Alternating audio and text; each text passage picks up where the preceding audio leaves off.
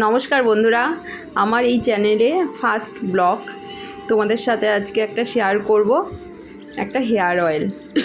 যাই হোক বন্ধুরা, তোমরা সকলে কেমন আছো? আশা করি সকলে ভালো আছো, আর আমিও ভালো আছি। দেখো, একটা হেলদি পুষ্টি হেয়ার অয়েল, সেটাই আজকে তোমাদের সাথে শেয়ার করব। যেটা আমি মাঝে মাঝে করে থাকি, শেষ হয়ে যায় আবার করি। আমি 2-3 রকমের তেল করে থাকি, কেননা এখনকার দিনে তো অনেক হেয়ার ফল হয়। যেমন হলো কি বলো তো, নানান কারণে হয়, শারীরিক কারণেও হয়, ওয়েদারের কারণেও হয়, আবার হলো কি বলবো যে এমনকি নানা রকম অফিসে কাজ করি বা ঘরেও রান্নাবান্না করি, চুলটাকে বেঁধে রাখা ছাড়াটা হয় না, সেই কারণেও হয়ে থাকে।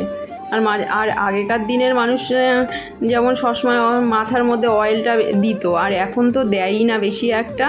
কিন্তু এখন কি বলো তো, অয়েলটা এমনই একটা জিনিস, সবসময় যে দিয়ে রাখলেও হবে না, কেননা দিয়ে আবার সেটাকে হলো মাসাজ করে রাতে করলে, পারলে আবার দিনে সেটাকে ধুয়ে ফেলতে হবে, শ্যাম্পু করে নিতে হবে।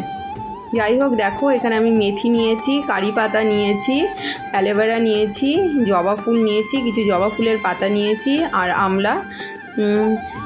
আমলকি যাকে বলে, সেটা একটু থেতো করে নিলাম। খুব সুন্দর একটা হেয়ার অয়েল, তোমরা একটু বানিয়ে দেখতে পারো, যেটা খুব আর মেথিটা পারলে যদি খুব একটু অল্পই দিও, কেননা অনেক সময় কি হয়, রাতে না দিলে একটুখানি মাথাটা একটু ভার হয় বা একটু ঠান্ডা লেগে যায়। আর মেথি উপকার করে অবশ্যই, আবার একটু ঠান্ডা লেগে যাওয়ারও ভয় থাকে। তাই বলবো যে মেথিটা একটু অল্পই দিও, আবার দিও, কেননা মেথির অনেক গুণাগুণ আছে। আর এই দেখো, আর পুরো নারকেল তেলটা আমি এটা পুরোটাই দিয়ে দেবো। এই দেখো, আমি একটু খুলতে অসুবিধা হচ্ছিল, তারপরে আমি কেটে দিয়েছিলাম। আর কি বলো তো, অনেক সময় এমনই আছে যে শারীরিক কারণে যদি চুল পড়া হয়, সেটা হয়তো ঠিক করা যাবে না। প্রথমে জানো, আমি এটা সেফটি পিন দিয়েছিলাম, কিন্তু দেখো খুব আস্তে আস্তে পড়ছিল। তারপরে আমি না ওই কী বলবো, গলাটার ওখানটায়, তেলের ওখানটা আমি কেটেই ফেলেছি, তারপরে দিয়েছি, পুরোটাই ঢেলে দিয়েছি। যেটা বলছিলাম, যে শারীরিক যদি শরীর অসুস্থ থাকে, সেই কারণে যদি চুল পড়ে না, সেটা ঠিক করা সহজেই যায় না। যেমন আমারই যখন থাইরয়েড আছে, কিন্তু কি বলো তো, যতটা পারি আমি চুলটাকে হেলদি রাখার চেষ্টা করি, তবুও কি বলো তো, আর শরীরে যদি অসুস্থতা থাকে, সেটা তো সবসময় ঠিক করাও অসম্ভব হয়ে পড়ে, তবুও চেষ্টা করি।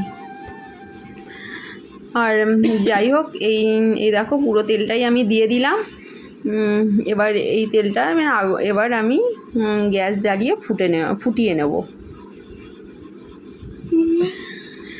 আর তোমরা পারলে করো, খুব ভালো একটা হেয়ার অয়েল। আর রাতে করে আর সকালবেলা মাথাটা ঘষে নিও। কেন বলছি, এখন তো প্রচণ্ড গরম, মাথা যদি ঘেমে ঘেমে যায় না, তাহলে চুল পড়ার সম্ভাবনাটা না আরও বেশি থাকে। তাই বেশি দিন রেখো না, হয় সারা রাত রইলো, সকালবেলা ধুয়ে ফেলো।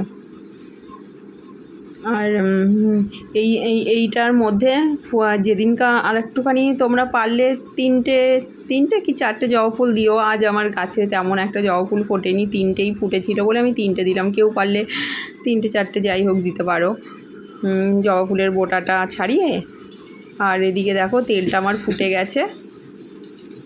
আর খুব বেশি ফোটাবে না, অনেকটা যে কড়মড়ে ভাবটা হয়ে যে তেলের সঙ্গে পাতাগুলো মিশে যায়, তেমন করবে না। তেলটা যখন কালো কালো হয়ে আসবে, হাতের সাহায্যে চিপড়িয়ে, বলে না কথাটা কি বলে জানি না, চিপড়িয়ে তেলটা এই সবের থেকে আলাদা করতে পারো, সেইভাবেই ফুটিয়ে নেবে।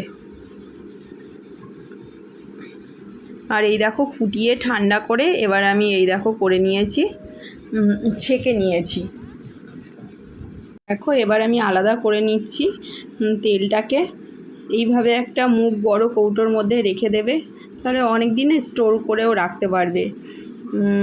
আর এর মধ্যে পেঁয়াজ দেবে না, এরকম করে কেন স্টোর করা যায় না পেঁয়াজের রস দিলে। পেঁয়াজের রসের ভিডিওটা আমি কোনো একদিন করব, এইভাবেই করো।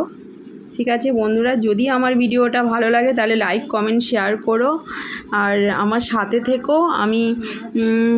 আমি হলো নতুন নতুন ভিডিও নিয়ে আসব। আর কিছুটা এই সম্পর্কে আমার কিছুটা জ্ঞান আছে, এই কারণেই বলতে চাইছি আমি অনেক দিন ধরেই এর সঙ্গে যুক্ত আছি। অনেক 16 বছর হয়ে গেছে যে পার্লারের কাজের সঙ্গে আমি যুক্ত আছি।